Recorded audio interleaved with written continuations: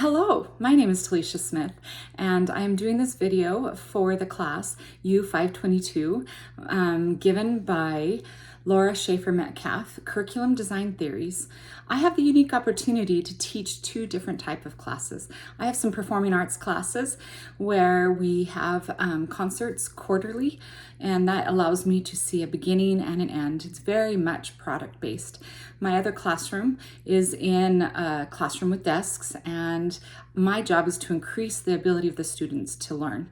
And so these two different classes at first thought were very conflicting and in different styles. But as I looked closer at product and process-based, I found some very interesting things I was able to apply. Just as a piano player must learn the technical side of piano to become successful, it's equally important to learn the skills of accompanying and improvising to establish musicality. But these skills are often overlooked because they are harder to teach. The same is true for students in other subjects. It is clear that we all want our students to be successful. We teach because we have faith that they can learn and that they will become productive adults. But sometimes this is difficult. So if we examine the key principles of product-centered and process-centered curriculum design, we can provide valuable insights into how to create engaging and meaningful learning experiences for our students.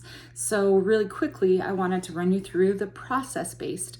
This is the theory that I assumed that I used. I felt like I was a progressive teacher and that these were the things that I would use. This philosophy is designed to meet the needs of each of the individual students. Creating a learning environment. The teacher and student work collaboratively to co-create. Learning is best suited when in this situation when the needs of the learners are first, by giving them a voice, giving them choices in the activities, the projects, and all based on their interests and their needs. Also competency-based progression and continuous monitoring. So I really felt like this was it. But as I looked down, I realized that with middle school students, I felt that their interests were very narrow. And so I wanted to start with their needs and their interests, but build and give them a broader look at the world and have them see things a little more deeper than where they were. So when I looked at the product-oriented model, this was inquiry-based and still learning-centered. It prioritizes the needs, preferences, and learning styles of the students, and they are active participants in this. The hands-on, project-based, creating and experimenting is all part of this. In the designing, you can identify problems and then address them holistically. That is right up my alley. The next one is to challenge assumptions that they already have and give them critical thinking skills. And this by being careful of the questions you ask and also encouraging them to have questions. If you don't have the answers, discover it together. Looking to the future and how these skills can be applied in their lives, and also how looking at these things can be applied in their future. So it's very tangible to see the results of the projects in this instance. This is a very much problem-centered method of teaching, using real-world problems in their lives and showing expansion on their empathy and showing expansion in their skill sets.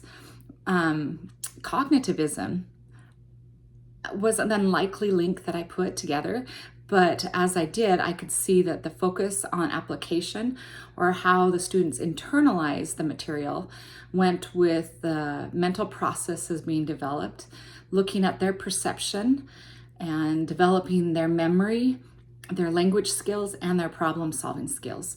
So the structure of this curriculum-based program would have focus, approach, content, process, and structure. In the focus, we can identify the problems and keep students learning how to be problem solvers and keeping that as the center. The approach to solving these problems is designing multiple scenarios where they have to work out those problems, but in the end, they come back to the same place. Having content and choices is difficult, but having multiple assessments, having multiple ways of presenting can give you options to that. In the content, keeping track of the content was something I felt the other one lacked a little bit, but having outcome-based goals really helped in this content. There's a high probability of success if your resources and templates are timely and pertinent to what's going on. The process by which these can be done is in group exercises, individual application, also discussions, having group leaders and presentations, and much more.